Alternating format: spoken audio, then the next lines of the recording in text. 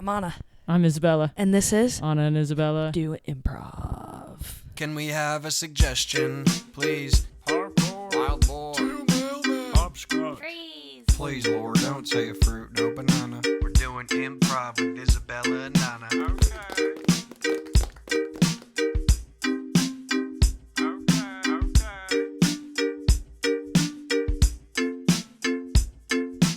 How you doing? I'm good. How was your week? It was good. I went to Dua Lipa last night. Really? Dua Lipa? You know Dua Lipa? Is she the one that's like, 1, don't pick up the phone. You know she's only calling because you're drunk and alone. 2, Don't be afraid. You'll have to get him out again. 3. Wake up in the morning. Yeah. That's it, right? That's exactly it. That song gets so stuck in my head. I love that song. We've done that song on the radio before. Yes. It's just such a good song. On the radio form. On the radio. We went on KPCC and did the... We got booked together, got there, found out they wanted us to sing. Yeah.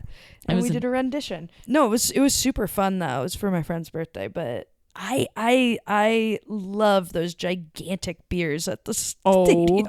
I get so happy. I will pay any price for those gigantic beers. It's like the most massive Modelo I've ever seen. In one tiny lime. They don't give you more limes. I didn't even get any lime. You didn't get a lime? Mm-mm. Sometimes I get a lime.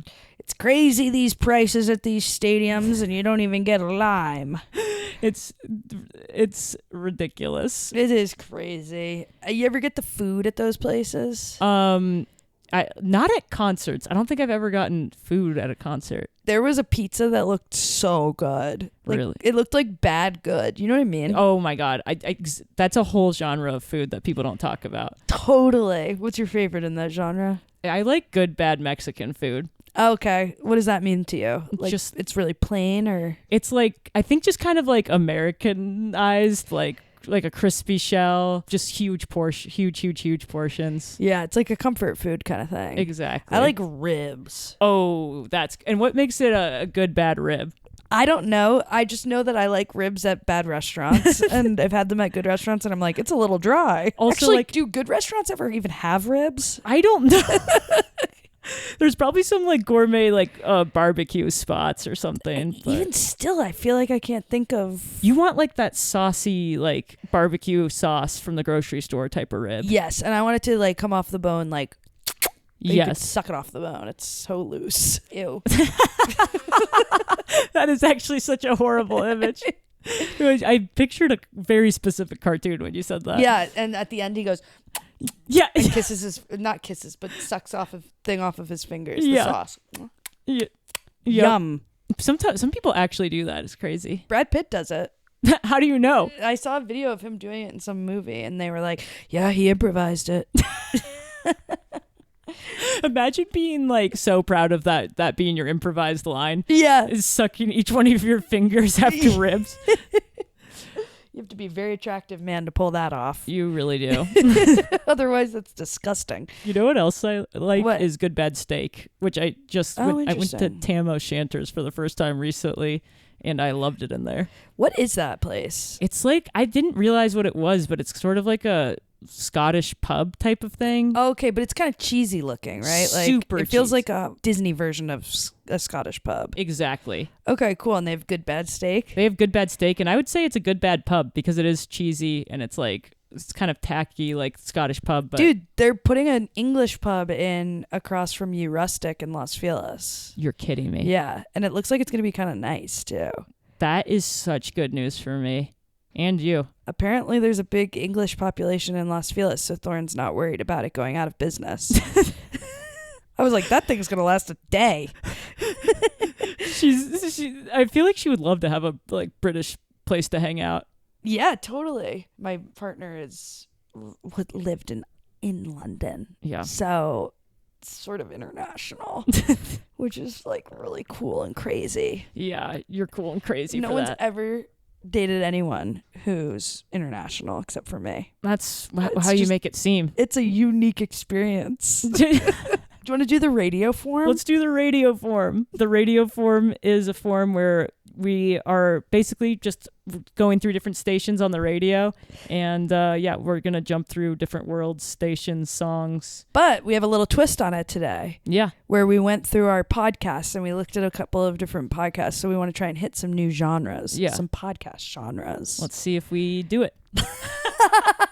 Let's see if we follow through on anything. I'm just trying to get a little hook going for the episode. T-R-A-N-S-I-T-I-O-N. It's a transition.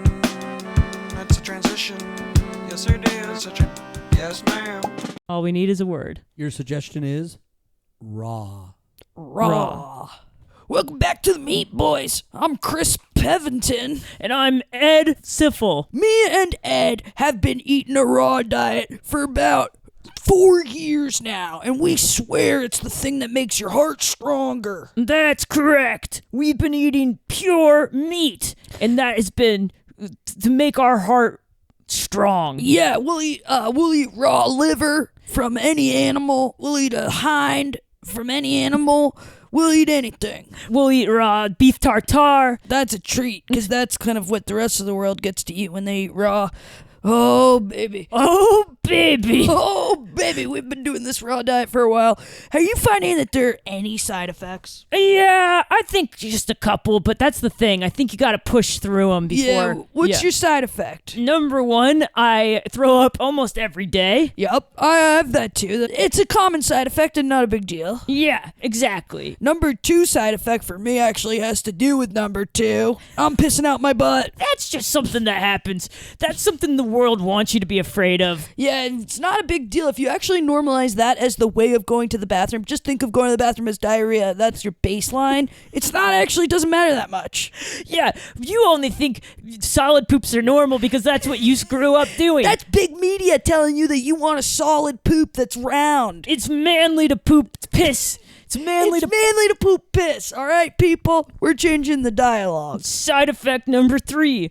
My wife keeps getting mad at me. She's pretty pissed because one of her favorite things was to host a dinner party, but now that we only eat raw food, Ed and his wife can barely host. Yeah. Plus, I guess she said my personality's become abrasive and I'm always running off to the bathroom. Yeah, because you used to not be like that. My voice used to sound like an NPR host. That's when we were little dweebs eating cooked meat. That was low testosterone, Ed. Yeah. And welcome back to Disease, the podcast where we talk about different diseases. That's correct. We're here going over different diseases that you could have and possibly will. First disease, the flu. A common ailment that can be different degrees of severity. Hello, I'm Alex Bloomberg, and this is Gimlet's new podcast. As you know, Gimlet is known for its personal journalism that have strong emotional arcs. This podcast is about a man who went to ask for his wife back. Hey, can I have you back? Wait, what is all this podcast recording equipment that you have on? I'm recording a podcast. Are you serious? Yeah. Don't you remember the whole problem of our relationship is you tried to turn everything into media? Of course, but that's how I process things. I told you I'm an artist. I need to process things by recording them and watching them later. Now, this is Alex Bloomberg, just popping in here for a second. What we're giving you is just raw footage here, and I think everyone should be respectful of this couple.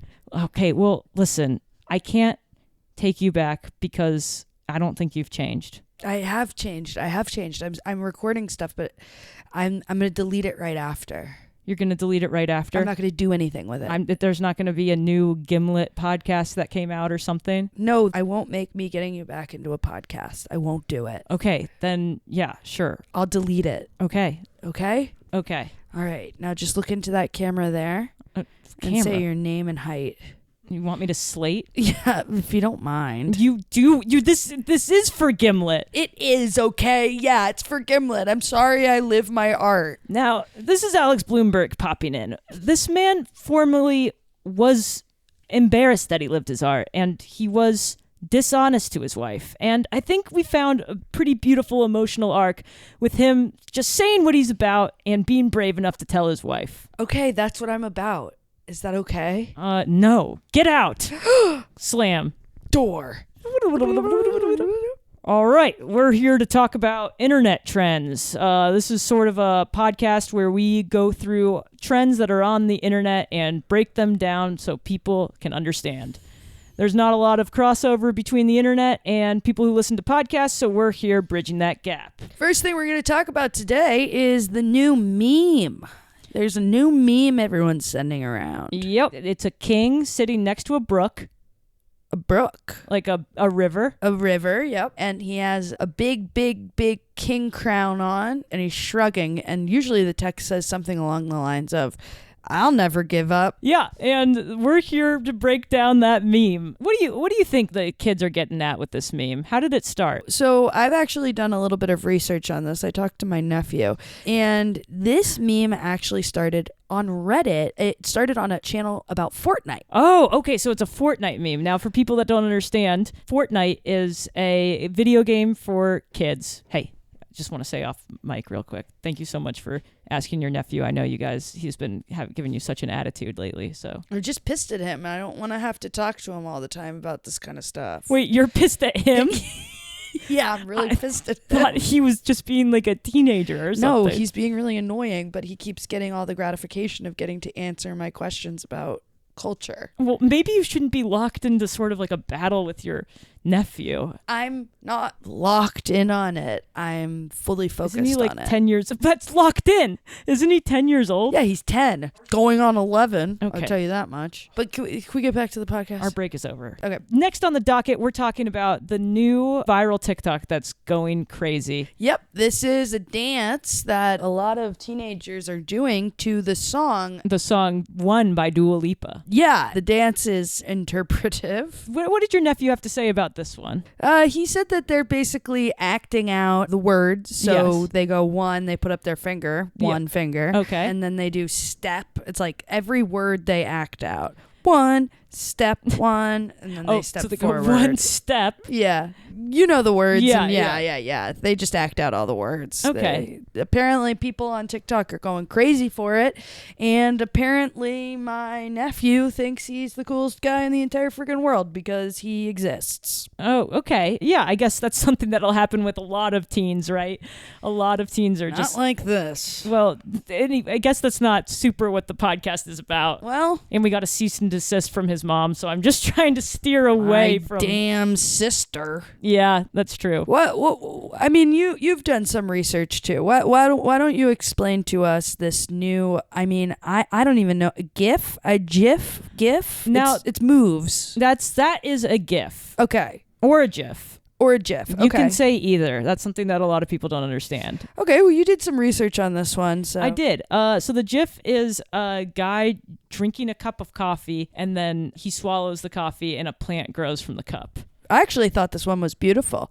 I was surprised the kids were into it. Me too. It's actually shows a departure from your normal GIFs, which are sort of grotesque a lot of times or funny, but this was just a beautiful GIF. What does it mean? Unfortunately, asked a lot of resources and none of them really knew, so I had to call up your nephew. No. Yeah, I You did. called Derek? Are you kidding? I called Derek. Dude, I told you not to call him. Are you kidding? I'm going to cry. Why are you gonna cry? Because you're mad at him and you shouldn't be talking to him if you're my friend. What? Listen, dude, somebody has to find out stuff for this internet podcast. Why is he the only guy we could ask? I don't know. He knows everything. He knows everything. Derek doesn't know everything, okay? I'm sure there's another freaking 8th grader that can answer these questions. I would love to find one, but it's apparently, quote, creepy and weird to hang around elementary schools asking kids if they could answer questions for a podcast. End quote? And no, still going. Oh, the quote was still going? This quote was still going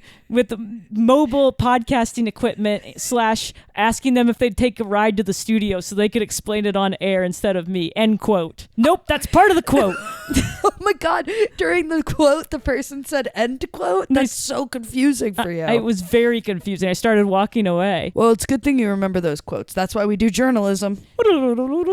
It's my life. It's now or never. I ain't gonna live forever. It's my life.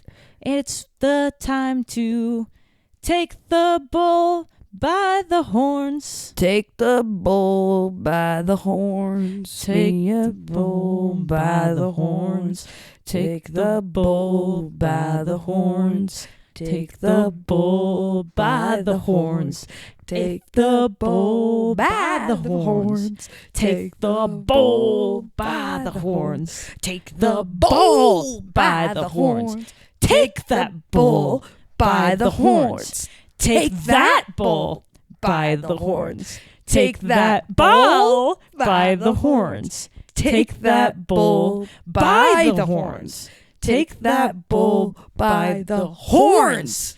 Notice how those each had a different meaning depending on the emphasis. This is What's the Meaning with Anna and Isabella. Broken dreams are something that bonds everyone. Today I have the writer of the book I Gave Up, Martha Tisdale. Welcome to the pod. What's the point? I love you. Isn't she the funniest? Who cares? Humor is just something to distract from your drab, miserable lives. God, I get a kick out of this woman. Tell me something. Do you have siblings? No, they all died in a fire. Oh no. Who started that fire? Was it natural? It was natural. Oh, that's the worst case scenario. No one to blame.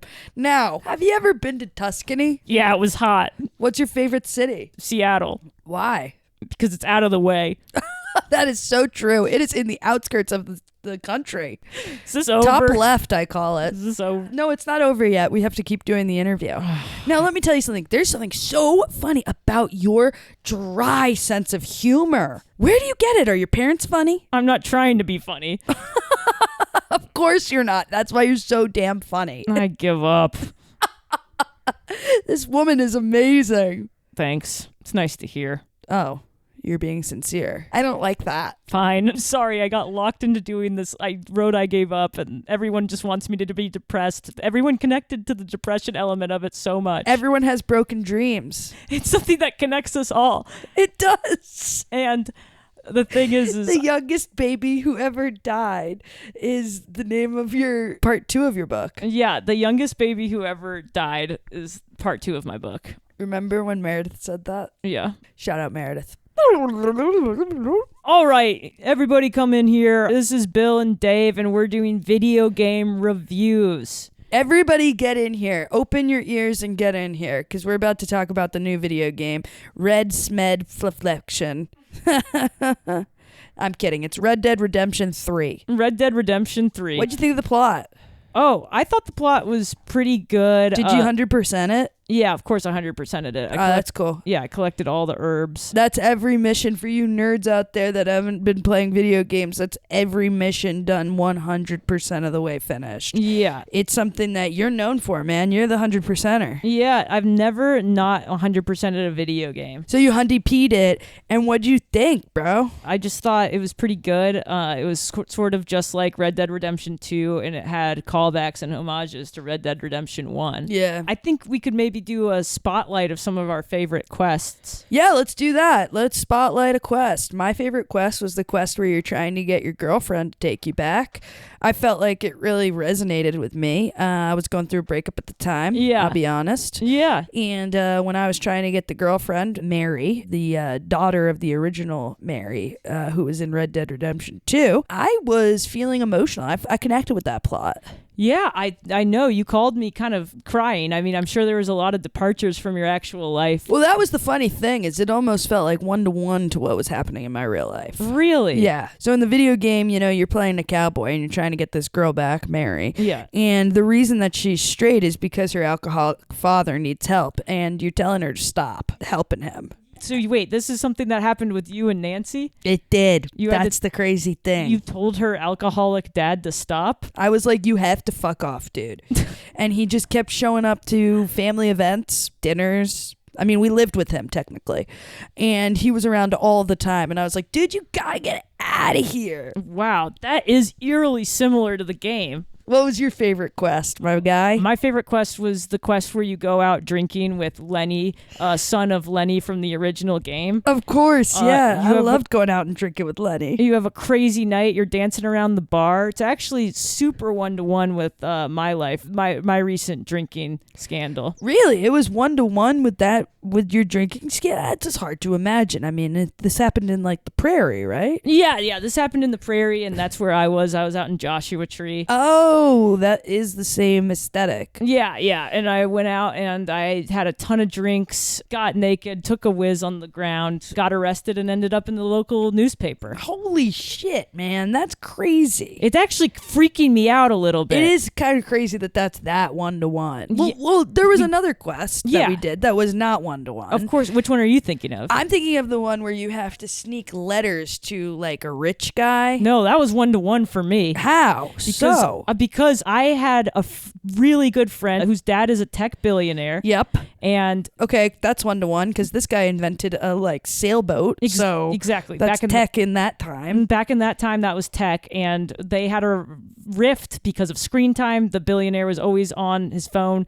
I had to sneak letters to him so we could repair the relationship. That's crazy, dude. I mean, geez, if I didn't know better, I would think that the game designer, Daniel Fitzhender, our dear friend, was writing us into this game. That would be so rude, and he promised he didn't. He promised he didn't. He promised all of our stories and lives were off the record. Yeah, and he definitely promised he wouldn't put us on Gimlet. That's for sure. He promised that. Anyway, his art is his life. Oh, and then there's that quest that couldn't possibly be either of ours. Oh, yeah. Which one was that? You're Arthur, and you lose your horse, so you have to go into a giant slingshot, and you slingshot into the next town to get away from cops. That's what's weird is that happened to me. What? Yeah, and I used to go by Arthur. Morgan? Yeah. Dude. That used to be my name, and my horse, I mean, you know, it was my car. Yeah, well, that's a horse in today's realm. Exactly. Yeah, broke down. Damn. Yep, and I had to slingshot. Whole town watched. You wouldn't believe the handshakes I got when I got to the other end. I would imagine. Up, down, a good shake. How could you not? If someone slingshotted to a whole other town. But that was crazy. That was a huge part of the quest. That was my favorite. That's why it's one of my favorites. I know, dude. That's my life, it feels man. so good to get those handshakes. Daniel is fucking us. Daniel's fucking us. Wait, oh my God. Wait, oh What? my God. What? I'm just looking at Gimlet right now, dude. What? It's a literal transcript of what we're saying right now. Oh my God. He won't stop. I'm Alex Bloomberg, and I just want to say that this is a story about friendship and how people lie and maybe sometimes cheat. Off. That was amazing. That was me turning the radio off. I know, I realized moments after. TRANSITIO. It's a transition. It's a transition. Yes, it is.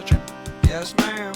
Good radio. Fun radio. I liked that we were doing the different like podcasts. Me too. And You're good at that voice, Isabella. I have been listening to a podcast from 2014. Like it's very 2014, but it's very This American Life. Like yeah, that guy's like an old This American Life producer, and you've got a skill there. You need to put that on TikTok.